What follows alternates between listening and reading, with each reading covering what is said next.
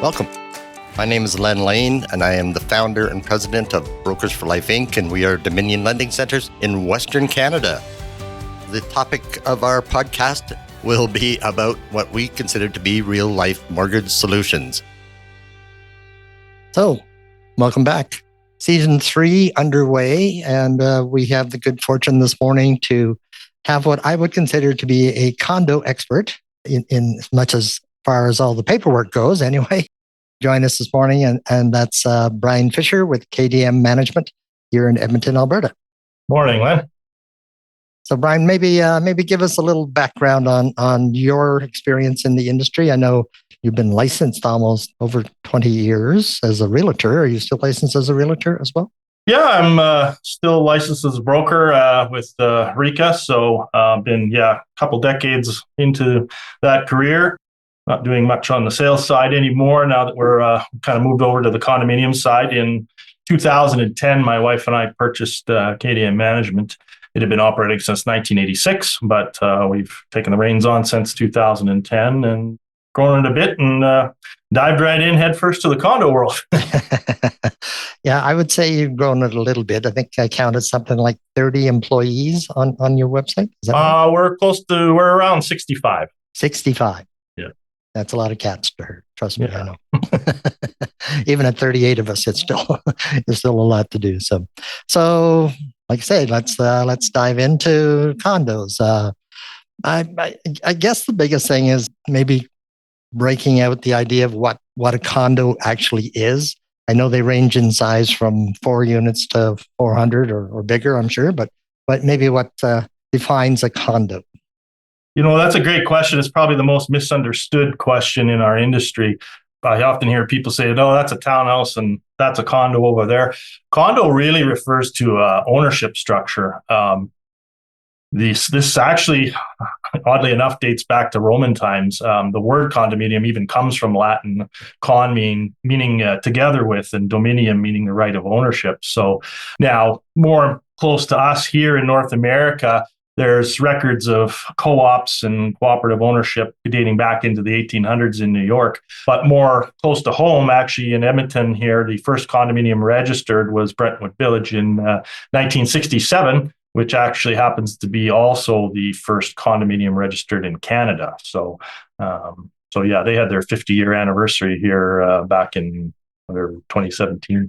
Yeah. So that would have been a brand new subdivision too, wasn't it? About then? So it's important to know that, it just refers to a type of ownership. You're buying into a corporation, therefore there's common property. So, there's conventional condos and there's bare land condos, but condominium strictly means a type of ownership. So it could be a grouping of single family homes even. It could be, to have a shared driveway, for example, or entry point or circular drive. Could be, again, the standard townhouses, or it could be your apartment style buildings. But yes, it can technically, it's just the style of ownership. You're buying into a corporation and there's common property that all the owners participate in. Right. Bare land is probably something, I understand that may have been unique to Alberta to begin with as well. I don't know the genesis of that. I think, the principle of bare land condo means that, so let's talk about conventional condo. Conventional condo, for argument's sake, is generally referred to as, paint to paint. I mean, depending on what the divisions are, when the act, bylaws, et cetera. But, let's just say for ease, paint to paint. And then the stuff outside of that, unless it directly services only that unit, is generally common property.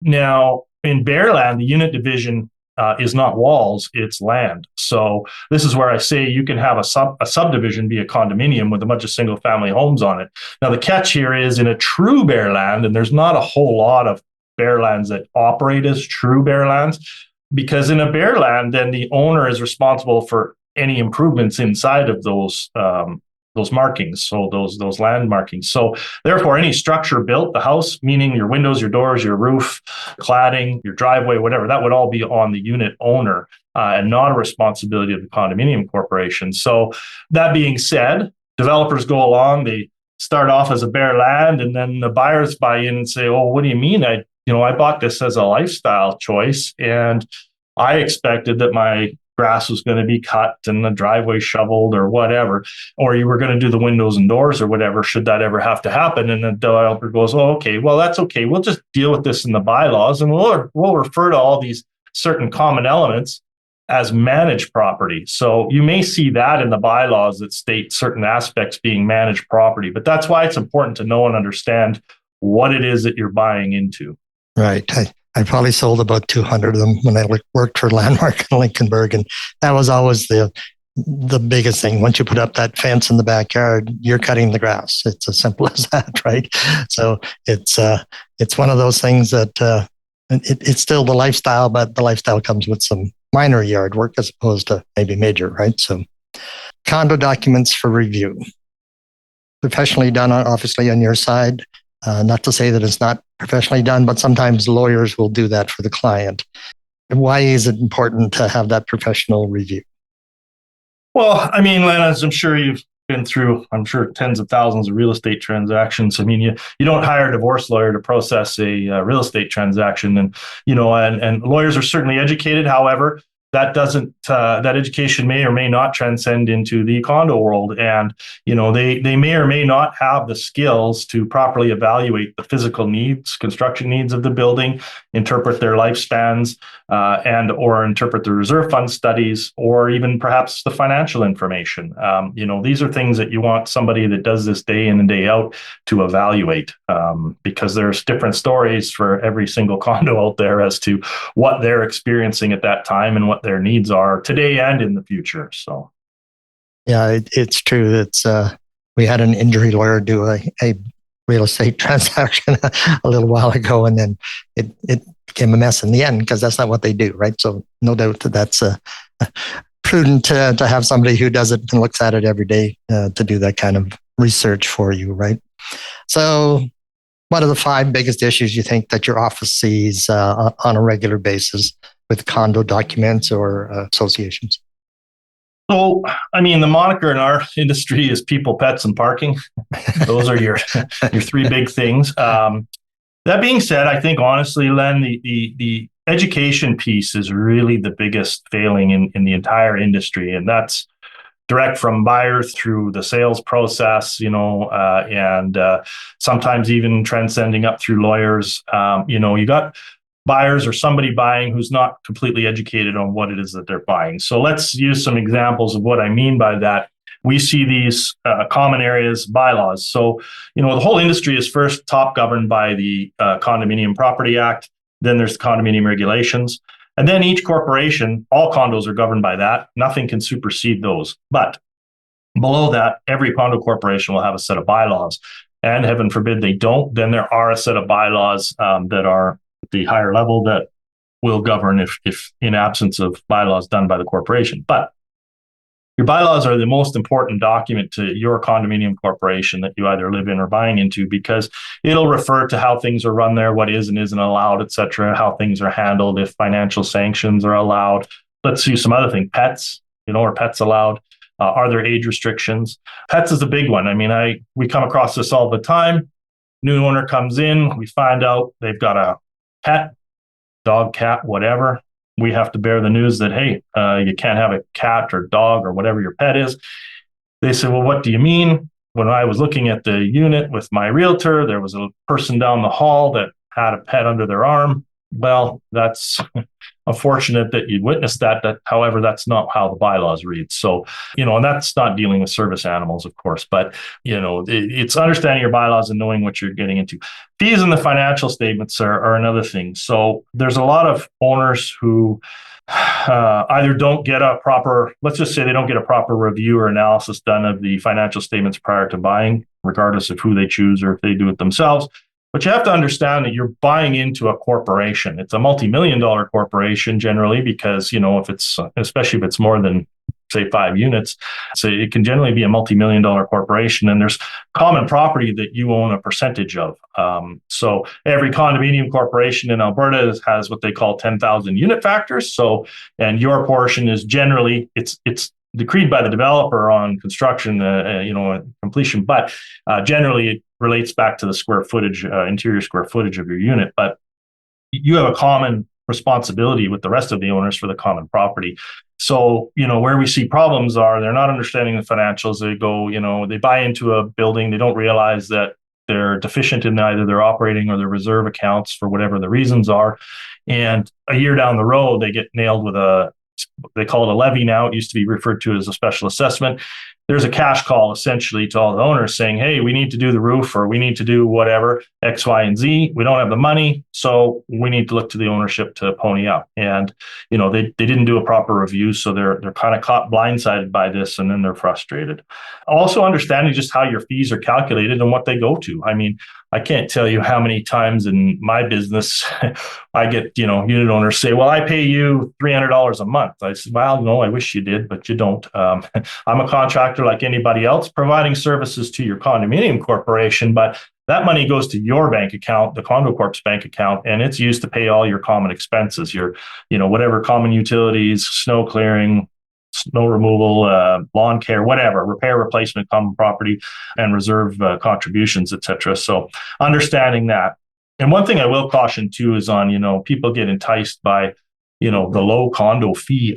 It's important that when you're doing the reviews, check how they're doing operationally and are they putting money to reserve? Because I can tell you right now, if you're buying into an apartment style building that has elevators, gyms, pools, and underground parking, you won't see a condo fee under whatever $300. Let's just say for an easy number. Those things are very expensive. Elevators, arcades, and pools are among the most expensive to operate and maintain. So you want to have a good look at that. Ownership would be the third area where we get problems. So what do I mean by that? Well, again, I bought this unit, townhouse, whatever. And they go and they paint their front door eggplant purple, and we come along and say, unfortunately, you're going to have to return it to the original color. What do you mean? I bought this unit. I own it. I can do what I want. It's my property. Well, yes, you did buy, but you bought into a condominium lifestyle and corporation, and there are rules. And currently the rules state that, you can't change the exterior of the property without, board approval or whatever the case is, or maybe not at all. So that's understanding what you bought into and knowing that. And, and we come across this too, Len, with people that say, well, the corp's decided to replace the windows. Their lifespan has exceeded, say it's 30 years and it's exceeded. They've come around. And we get unit owners say, well, my windows are fine. I don't want my windows replaced. Well, it doesn't work that way. You've bought into a corp, all the windows get done. They don't just decide one or two units. So you don't have the ability to opt out of this levy or cash call or the financial obligations, or in fact, the replacement of those windows, because it's determined that they need to be replaced for the building's needs and lifespan. Insurance is a huge one. I cannot tell you, we've been through 4 major building loss fires since I've owned KDM, all incidentally cigarette related, but anyhow, owners that don't have their own policy. So it's misunderstood that I've bought into a condo, there's insurance in place, the corp has insurance, I'm covered, I don't need to do anything. Well, that's not true. So let's take a case of a major fire loss.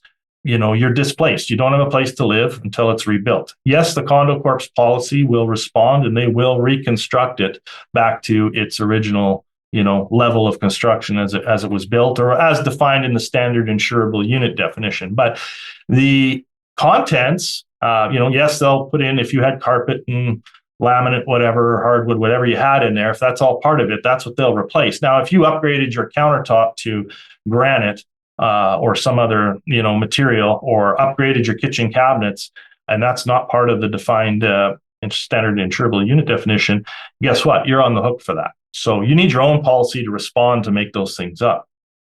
Additionally, so you're displaced as a unit owner, you got to live somewhere. So now you got to go pay rent somewhere. Well, if you have your own policy, it can respond and help cover those costs for you. If you don't, not only are you paying rent somewhere else while you're displaced, you're paying condo fees back at the building that's burnt down and a lot of people don't understand that, because let's say it's a, scenario, especially where there's 2 big buildings, 2 80-unit buildings is your condo corp. Building 1 burns down, building 2 still operating. Well, they still have common costs and et cetera to run, janitorial, landscape, snow removal, all that stuff. So yes, you're still paying condo fees. So you want to make sure that you have insurance in place to cover yourself for your displacement, for your betterments and improvements, or as a landlord for loss of income, rental income, right?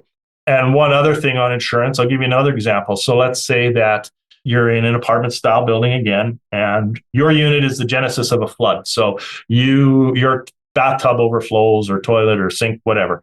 And it, of course, cascades down through 3 floors below you.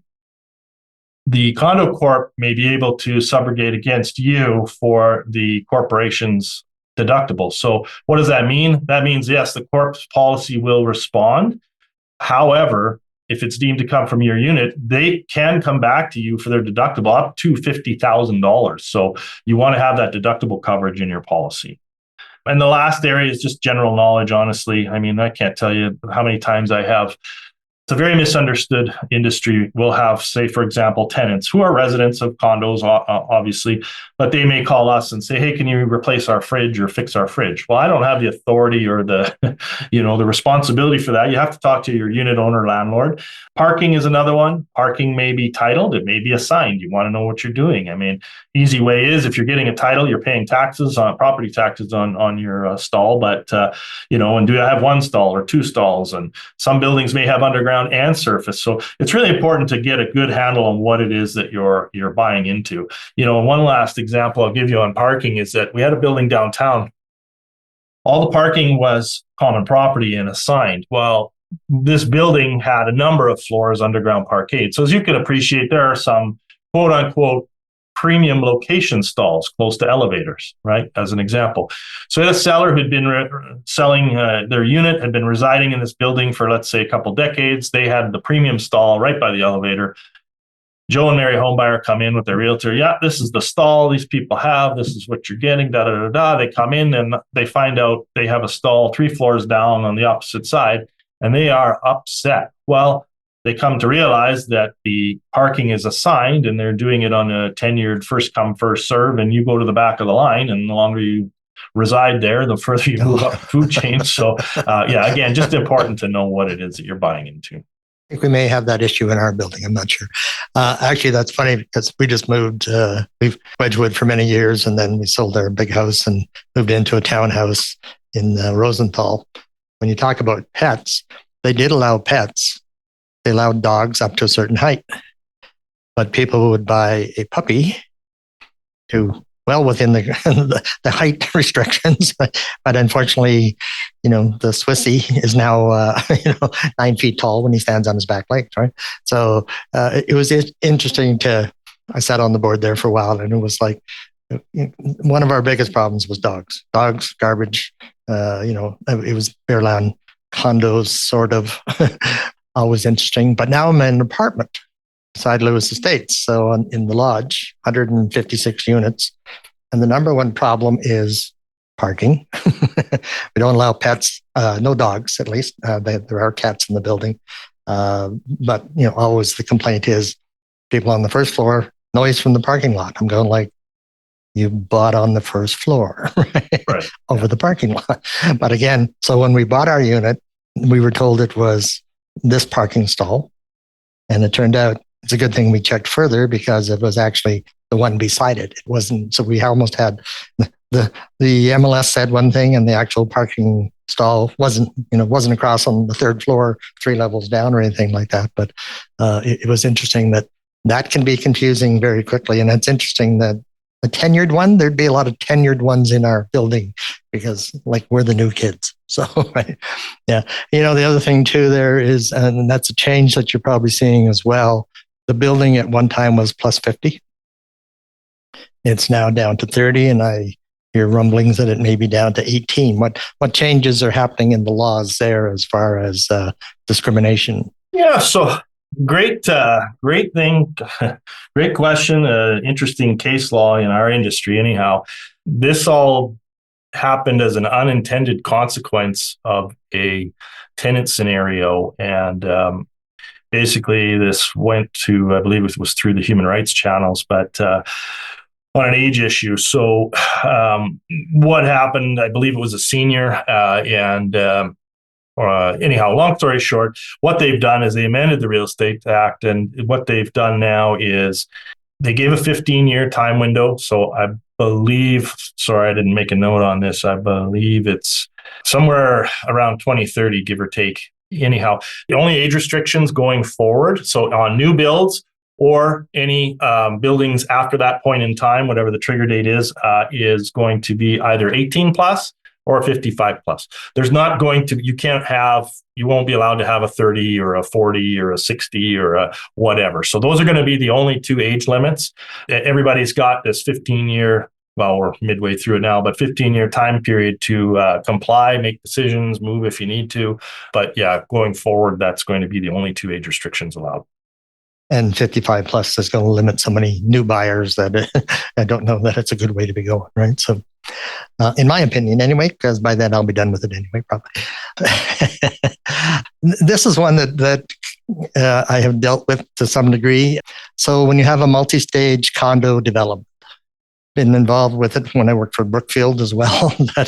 So, how does that play out for the consumer? Well, I mean, the simple answer is it can be just fine. Obviously, reputable developers can be fine. As you can appreciate, they may not, whether it be a financial restriction or a market restriction, they may choose to phase the development over time. So in case somebody doesn't understand what that means, that might mean that could be a townhouse site, it could be a building site. We've got one example, again, I won't name names, but where builder comes in and they built 3 separate buildings, apartment style buildings. So let's say they're each approximately 60 units. They came through, they built building 1, they sold them off as condominiums. Market changes, and this is where an issue comes in. Builder says, hey, wait a minute, rents have gone up. I'm going to keep buildings 2 and 3 as rental. So that's a scenario that creates a lot of hoops to jump through, and depending on how things are structured, et cetera. I mean, it's not necessarily, all heck is breaking loose, but depending on how the developer handles it on a go forward basis, it may or may not cause problems, can get into legal issues. I've just been made familiarized with one that's onboarding to us that, half the unit factors or half the condominium ownership has been to a building and some duplexes. And the other half, the developer decided to build extended care facility on there. And it's been a lawsuit for a number of years, and apparently is hopefully coming to a closure here. And there's some financial compensation because in this instance, the senior care facility didn't feel that they had to pay condo fees to the whole ownership, at least, and most likely that's how it was described by the developer in the beginning, although I won't claim to know the ins and outs of that particular case yet, but anyhow, so yeah, the big lawsuit comes. So there are instances like that, or where developer builder goes belly up through the process. So hopefully in that instance, somebody comes in and finishes the project. Sometimes we've seen where a landlord type buyer comes in and then ends up working a deal to buy out the existing owners and turn it into a rental. So there's any plethora of those things. I mean, certainly, whether phase development or not, there is always that little bit of risk as far as home warranty stuff and, was it built correctly, et cetera, and, and to the standards of the day. So there's always that. But I mean, you get that in housing or commercial, any kind of construction, those are inherent problems. So it was always interesting. Brookfield was always just townhouses and build 6 20-unit buildings or along that line. So they always had bigger stuff. But of course, like you said, the developer has a certain amount of trust when it's something that big, right? So I think I may know the project you're talking about, but I'll stay away from that one as well. So there's another section of condominiums that people need to be aware of, and that's obviously the financials, and B, the actual reserve fund studies. The reserve fund studies that I've seen are huge documents. They're multi-page, probably in the hundreds of pages, I would think, and something that needs to be done on a regular basis. Maybe you can enlighten us on what goes on with all of that paperwork. Sure, thanks, Len. So for those that don't know what a reserve fund study is, life in condo ownership is a little different than your single family home. That being said, no different than your shingles or your roof or, whatever construction materials deteriorate over time, your carpeting, whatever. It's the same application in the condo world. So what the Act says is that, every condominium corporation must have what's called a reserve fund study done. So the reserve fund study, A, must be in place, and B, it must be updated every 5 years. And C, the board of directors is responsible to develop a plan from the reserve fund study. Now, I will be the first to tell you that probably 85% of the condo corps say our plan is to follow the reserve fund study, and that's their plan, and that's fine. So the reserve fund study is not only, so what it does is it takes a look at everything, all the common components. So again, let's use an apartment building style. The inside paint to paint, the unit owners are responsible for their own kitchen cabinets and countertops and all that. But the hallways, the carpeting, the, potentially, painting, repair, replacement of that, lobbies, parkades, exterior cladding, roofing, all that stuff. So, or even sewer lines, et cetera, or building mechanical, all of this stuff, the reserve fund study takes a look at it and says, okay, what's the expected lifespan of these constructed materials? So, windows, let's use windows as an example. Their expected lifespan might be 25 or 30 years, but they're not brand new today. They're 10 years old. So we figure there's 20 years left in these windows. So what is it going to cost us to replace those windows in 20 years? So they go, okay, and this is where the financial component comes in or plan comes in. So they say, okay, for the windows, we're in 2025. So in 2045, we're going to have to replace these windows. It's going to cost us $1 million. So let's extrapolate that back. And that has to factor in inflation and increased construction costs, et cetera. But so let's say it's $1 million in 20 years. And then they back that over the last over 20 years, how much money do we have to put away every single month, contribute to the reserve fund to make sure that we have the cash on hand to do that? And they do that for every single common component. So again, all those things I mentioned, shingles, exterior cladding, et cetera, et cetera. So, and then from there, then they'll develop a cash plan saying, okay, well, we need, it might be in 5 years, we need negligible amounts of money. We might need $100,000, let's just say. But in year 8, we might need 1.5 million, depending on, the size and scope of this project. So, how are we going to handle this? And, are we going to have to do cash call at that time? Or are we going to start contributing more to reserve fund and increase the quote unquote condo fees to start building that? Or as what's becoming quite prevalent in our industry, they may choose to borrow, depending on how the bylaws are written, the condo court may decide to borrow money. So anyhow, that's essentially what a reserve fund study is, taking a look at the construction components, common property, and saying this is what it's going to cost to replace it in what period of time, and then developing a financial plan around that. So every condo corp has to have an operating account for their day-to-day expenses, and they have to have a reserve account. And so, it's important when you're evaluating and buying a condo that you're looking at what point in the life cycle are we, and how is it funded? Like, are we on pace with what the reserve fund study says and or plan, or are we deficient, or are we ahead of the game? It could be any one of those. So yeah, you really want to do a proper analysis of that. So maybe what are some of the major signs that a condo association is heading for a cash call? Yeah, great question. So again, cash call could come from operating issues. It could come from, generally it comes from reserve contribution issues. Now, again, this is looking at the financials and going, well, okay, let's say 100 unit building, let's say they have $400,000 in reserve. Well, I could tell you right now, that's not enough money, without even looking at their, what's going on. Now, that being said, I will quantify that by saying, Len, it does depend. So what if this building had recently burnt down and was brand new built?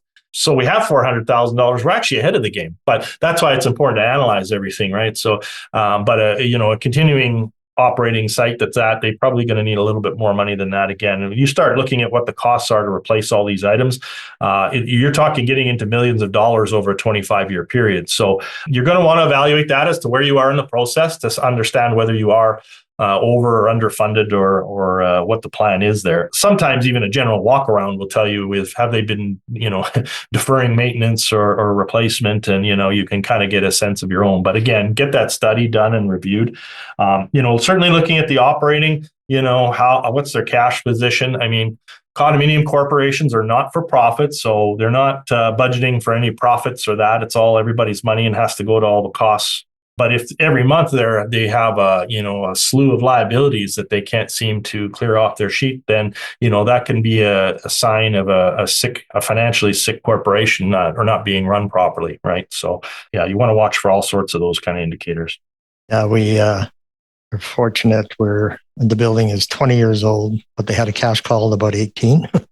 So they fixed all the decks and stuff like that. And it's interesting when you start to think about apartments.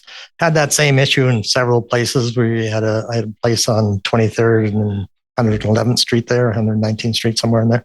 And the decks, the old two-story ranchers and stuff like that, where the decks had to be all replaced at one point, and they weren't worth a lot, so a lot of people just walked away from them, right? And the condo association had to do something about it. But that was probably one of the first associations, and this is back in late 80s, where they actually were able to get a loan based on the condominium fees, right? So condominium fees went up, but that portion that went up was what was actually paying the loan. So that was new at that time. I'm sure it's more common than not in these days. We saw a few of those in Fort McMurray, of course, over the years as well, that they didn't have a lot of money. So they had to fork out a lot of money. So obviously different styles, multi-stage condo, bare land, conventional. What are your biggest issues? I think we've covered most of this already, so we'll put this all together maybe into one. Any other thoughts that people should think about, Brian, when they're looking at condominiums? Again, just educate yourself, especially if things are important to you, like parking. Most people are buying into condominium for one of two reasons. They're either buying it from because it's more financially feasible for them, or because of lifestyle. So, both those have different triggers for people. I would argue that both should be very concerned about the financial side, because I don't care who you are.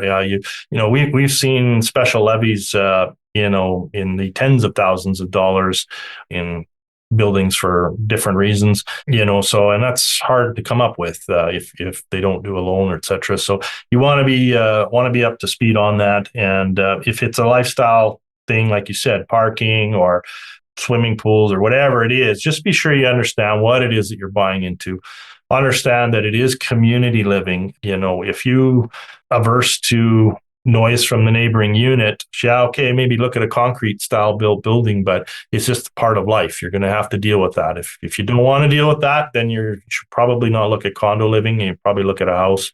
Just getting familiar, knowing your bylaws, again, knowing what it is that you're buying into, knowing what you're financially responsible for.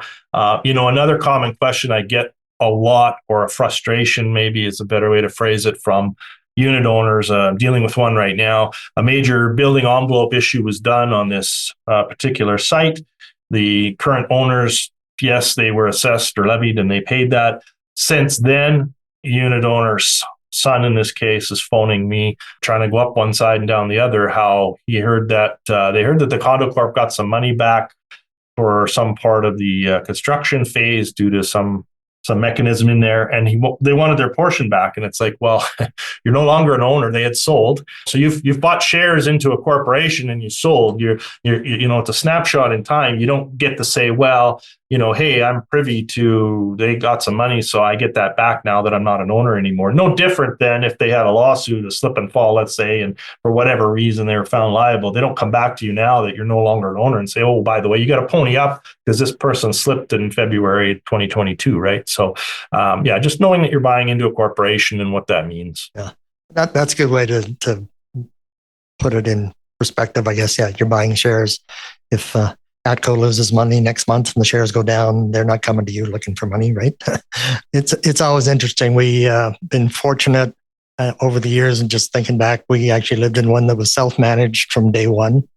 And the good news was there was an accountant and a lawyer and several other people that owned one. So they were pretty much were able to do their own. But in most cases, anything else we've owned that has been a condo has sometimes had issues, even when they're newer, which is interesting sometimes to see that it wasn't planned out quite as well. And that was the one we had in Rosenthal that it took a long time for them to get me off of their email list. But now there's sewer drainage problems, right? And it's well over 5 years old. So builders long gone. It's their problem to deal with. So things like that. And you look at the condo that we sold that, and because it went up in price and caught the apartment before it started to go up. But, their call was 16,000, but the apartments across the street, bigger project by a long shot, had a $60,000 call. So that's, if I understand correctly, if the call hasn't been paid on the way out, if you're selling it, you're still responsible for the call. Does that sound correct? Well, I mean, ultimately, that'll come to whatever buyer and seller agree to, unless there's provisions. Let's say in a scenario where there's a loan in place, there may be opportunity to take over the payment of the payment structure. But generally, yes, it falls on who the owner is at the time when the levy is placed, and they're generally responsible to pay that out. Whether they get compensation from the buyer on a sale or not, that's between buyer and seller. But generally, yeah, it's got to be paid out by the existing. By somebody. Somewhere along the line, somebody pays for it eventually. Right? Unless there's an agreement in place to take over payment or whatever. Yeah. And, up and down markets that we've been through over the last 20 years, if there's equity, it's great. You can do something maybe with that. But on the other side, we see a lot. My daughter owns one on Saddleback Road that she may never get back to what she paid for it in 2007, 2008. But, so if there was a call there, it would be definitely cash out of pocket. So anyways, Brian, I appreciate your time. I know you are a busy person and herding 65 people around the office all day long. I'm sure that's delegated to several managers. But I do appreciate your time and your knowledge on the condos and things that we can do with them. So, okay, well, thanks very much. You bet. Have a great day. All right. Thanks for listening today. I hope you found the information that we provided to be useful in your mortgage journey. And remember, you can always find our associates at www.brokersforlife.ca/associates. Have a great day.